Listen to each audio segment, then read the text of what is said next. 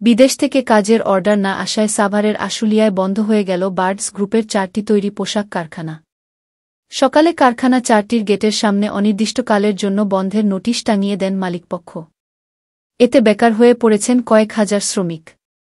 অনির্দিষ্টকালের জন্য বন্ধ হয়ে যাওয়া বার্ডস গ্রুপের 4টি তৈরি পোশাক কারখানাগুলো হল বার্ডস আর fashion limited, Birds garments limited, Birds Fedrex limited এবং বার্ডস এ&জেড লিমিটেড। শ্রমিকরা জানায়, আশুলিয়ার বাইপাইল এলাকায় বার্ডস গ্রুপের ওই 4টি তৈরি পোশাক কারখানায় প্রায় 5,000-এরও বেশি নারী ও পুরুষ শ্রমিক কাজ করে আসছিল দীর্ঘদিন ধরে।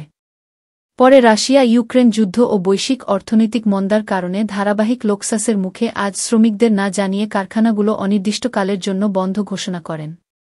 পরে সকালে শ্রমিকরা কারখানায় কাজে যোগদান করতে এসে বন্ধের নোটিশ দেখে বিক্ষোভ করে। এ সময় তারা নবীনগর চন্দ্রা মহাসড়কের বাইপাইল অবরোধ করে রাখেন কয়েক ঘণ্টা।